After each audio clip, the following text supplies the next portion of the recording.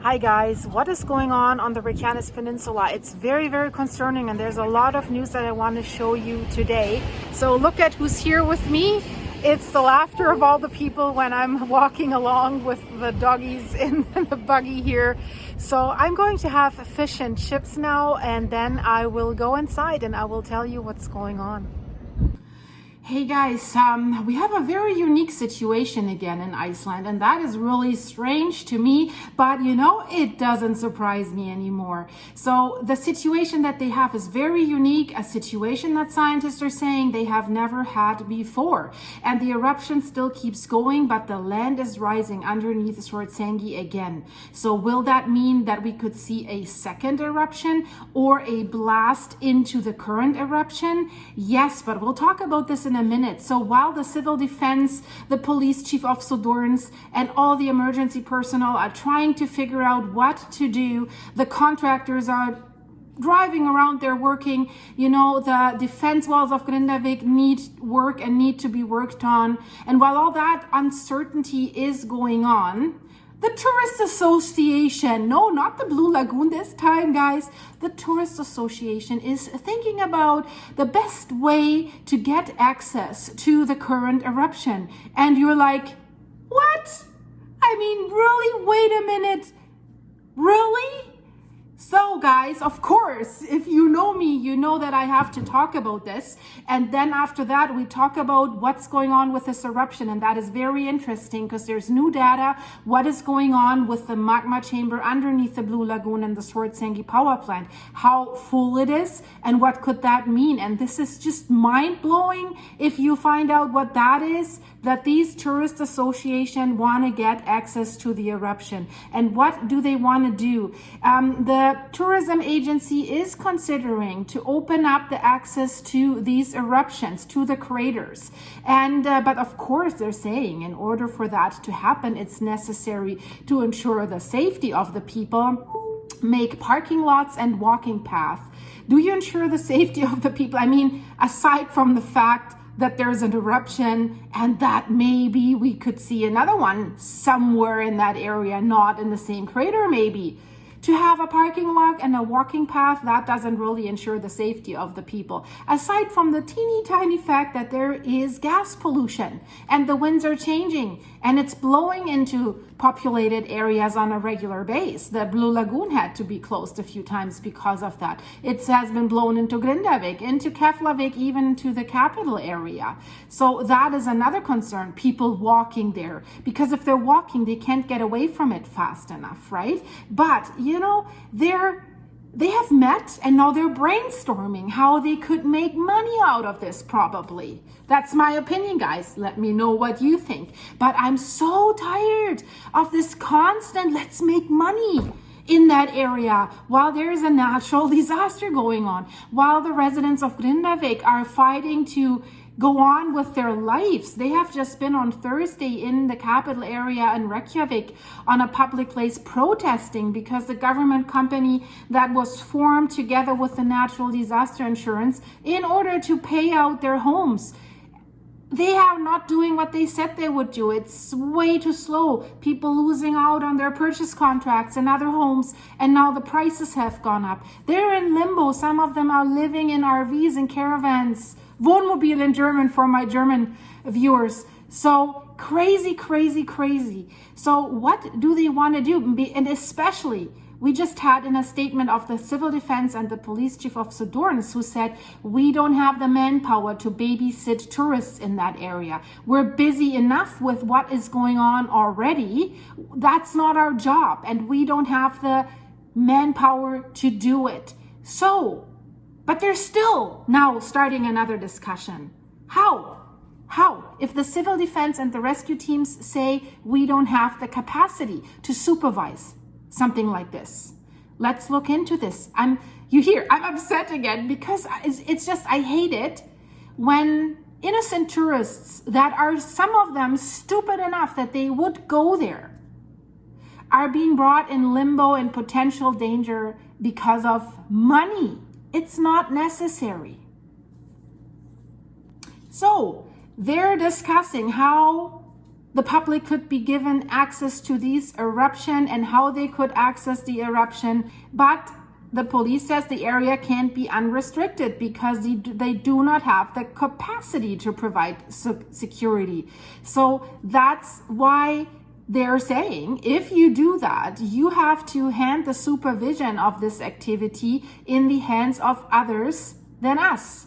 But they are the trained personnel, the rescue teams. And you know what happens if there is a tourist in limbo? Of course they want the helicopter of the civil defense or Coast Guard or whatever and trained personnel to come out there. Or do you want to open a new civil defense operation or rescue operation?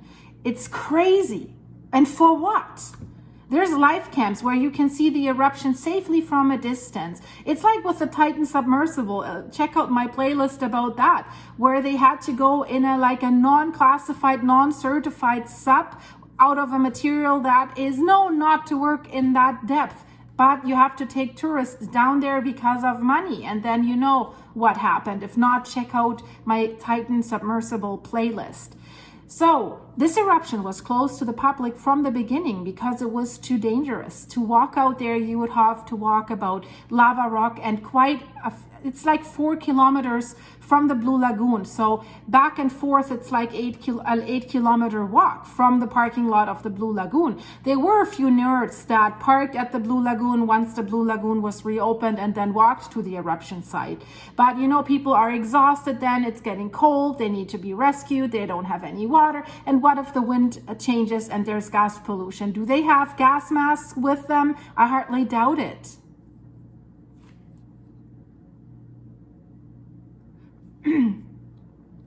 There was a reason why this area was closed off since March 16th when the eruption began in the area. They closed it off to non-emergency personnel, even geoscientists. And they closed the Grindavik, the road, Nesvik and Grindavik. And you know, they didn't close it. There's closing posts, right? So that only people who have really something to do in that area could go through. And there's emergency responders working in Grindavik, and you know, the police and the fire department, they are carrying out statutory inspections in the town of Grindavik. So they're busy. And although the Blue Lagoon is open again, the visitors are not allowed to walk to the eruption site. And the police chief, Ulfa Ludvigsson, says that although the risk assessment has been lowered to orange, the area will not be open to the public in the near future.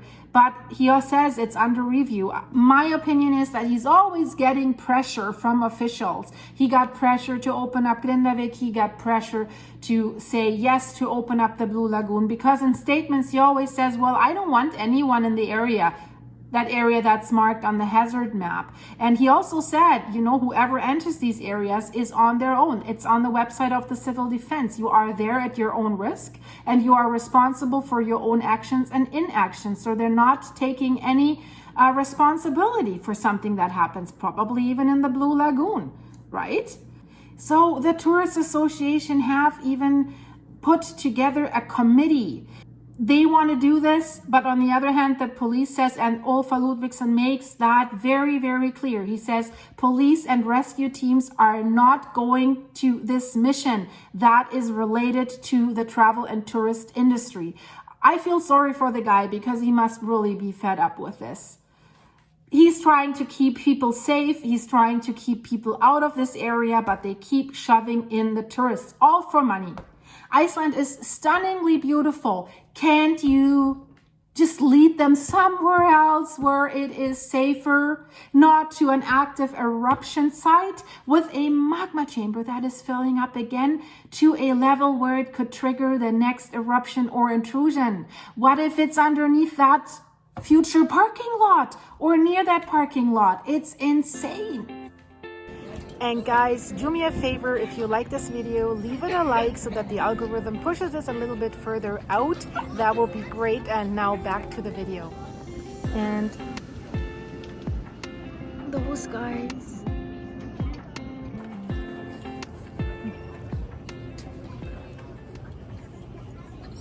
That group, that task force that they have put together is the tourism office, is people of the police, the rescue teams, the environmental agency, and other representatives of the tourism industry of Reykjanes and Grindavik. Also, there's a security expert even from the tourism agency. I mean, if they have a security expert, this expert should tell them just not to do it. But obviously, this expert is not doing this. He's actually the head of this steering group. And he says that work is being done to make it possible to open this to the public as safely as possible. And that sentence already, as safely as possible, you know what that means, right? If you got at school or at elementary school or even high school, you got your written review at the end of the year. It's like, yeah, he was trying. Means, well, everything was really not good, right? And so as safely as possible, because it is not very possible, so to speak, to have that really very safe. It's not 100% safe. I don't even think it's 90% safe. But that's just my opinion. As always, guys, let me know what you think. But what is he further saying? So safely as possible. However, he says this must not lead to an increase in the pressure on the response parties. Yeah, right. That's why you have to stop doing this. And then, of course, the usual, as I said, like official blah, blah, blah, because, you know, the response parties have been under a lot of pressure in recent years. Yes, they have. So just stop doing this. And then he further says, what we're looking at is how we can solve this without it being an extra burden on the responders in the area. Again, just don't do it. So they're pointing out, this group, that it must be possible to evacuate the area quickly and safely if necessary without obstructing the access to Grindavik. Yeah, we've seen how that works in the past, right? Tourists standing along the road blocking the evacuation roads because they want to film the eruption. Also further, quote, the most important thing to consider is where the best and safest place is to go, so that it is possible to meet the public's demands for a good view as well as to do it safely. This is a defined danger zone. There are work areas all around there. There are heavy machines driving back and forth there. So a parking lot needs to be prepared. It needs to be marked, and it needs to have a defined walking path. You know my opinion. I'm not commenting on this any further. So they have not finalized funding, but there's tourism operators visiting the area, and they would probably contribute to the cost to build such a parking lot and walking trails. They say probably through parking fees. They say it's uncertain when they will finish their work and when it will be possible to open a hiking trail to the eruption. They think that this could take a few weeks. And now think about this. There's this group sitting there. Oh yeah, how could we bring more tourists? How could we make this a public thing? And you know, blah, blah, blah. And then there's Olfa Ludvigsson and the other guys on the other hand. There is the civil defense who's kind of like scratching their heads. I'm like, oh my God, what is going on this eruption site? Because the land is rising and the eruption is still going. So what they're saying is interesting, guys. And then in light of what they're saying, it's completely ridiculous what this tourist association is doing. So the civil defense is raising the alertness due to increased risk of another eruption. Not maybe stronger lava flow out of the current crater, maybe another eruption.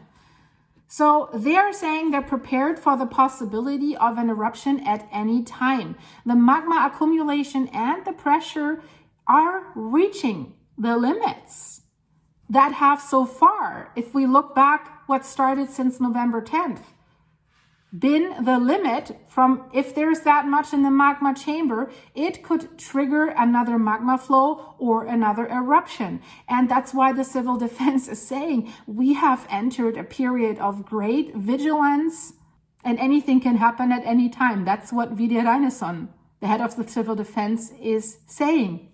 Do these officials ever listen to what the experts are saying? Because they're always, Blue Lagoon the same. They're always saying, yeah, we're relying on information and guidelines from the civil defense and the police chief of Sudorns. But they're basically saying, well, I'd rather have you closed. This is how I interpret what they're saying. So, civil defense has increased their preparedness due to the risk of volcanic eruptions on the Reykjanes Peninsula. 6 million cubic meters of magma have accumulated under Swartsengi again, and the pressure has increased. And then you can see a graph from the Icelandic Meteorological Office that shows all the previous eruptions and intrusion. Intrusion is if there's a square at the end of the graph, and it shows how much magma had to be in the magma chamber underneath the Blue Lagoon and Swartsengi until it's reached its level of too much pressure, elasticity, and was sending magma on the way to cause an intrusion or an eruption. And you see here on that line where we are right now. So there is not much needed anymore. We know that before this eruption, we had about 500,000 cubic meters flowing into that magma chamber per day. So maybe just a few more days. Some scientists are saying we could see the next thing maybe on the weekend already. So we have the Icelandic Meteorological Office that has said today that a new eruption could start near the one that is currently underway. And imagine tourists walking there and then, oopsie! Because if you're on a walking path towards the current eruption, you're crossing potential areas, right? The Met Office has stated on their website this afternoon that the probability of another magma run in the coming days or weeks is increasing every day, despite the fact that magma is still flowing out, so still releasing pressure because we still have that eruption. So although that is still happening, the pressure in the magma chamber is increasing. And that's why they're saying there's even more uncertainty about what's going to happen in the future than we had before. There is uncertainty, and they really know that they don't know. They can just guess. And that's not the only thing. There's another threat to Grindavik again. The head of the civil defense, Vidar Reynesson, he says that the situation is definitely a continuation of the events that have been going on since late October last year. The magma has accumulated, and it ended with a volcanic eruption or a magma intrusion and then repeat. What he is saying, he's also confirming that the situation is now different because of what I just said. So he says right now we primarily have a new manifestation on the surface with that eruption. And at the same time, there is a significant accumulation of magma underneath Swartsengi. And that's why while an eruption is underway, and he says we're now approaching what we have called the lower limit for that magma chamber. Our readiness has increased when we found out about this. So it is around or after the weekend that the limit will be reached in terms of volume and pressure under Swartsengi. So he's talking about the end of the weekend. So does that mean we are increasing our shifts and back shifts and other things like this to monitor this? Yes, we're raising our readiness in accordance with the conditions that are being created there. He says all our warning systems at the Met Office, this is monitoring agency, are based on the fact that there will be little or no warning of major changes. So little or no warning, not much time to evacuate at all. He says we often had little warning in these eruptions. Yes, sometimes less than a minute. So whether this eruption turns into something else or an eruption opens up in another place, the system from this day on, that's what he says, from today on, is ready to send out another magma run. And he's also saying not only the magma chamber is ready, the civil defense is also ready to deal with then associated closures, evacuations, and reactions to the lava flow, depending on where the lava would flow and where the civil defense would need to go and supervise and you can't do much if the lava flows, right? But what they can do is, and that's what they're trying to figure out once they know where the lava would flow, whether it is necessary to take action to increase the defense walls. They had to do this last time with this eruption, right? He says, we look at it as of today, we are ready for this to happen without any further notice. The southwestern part of Grindavik is still under threat to be overrun by a lava flow. So they have some lava flow models that have been used to try to map what could happen if fissures open in certain places. And he says, we have been running new models based on the latest national models.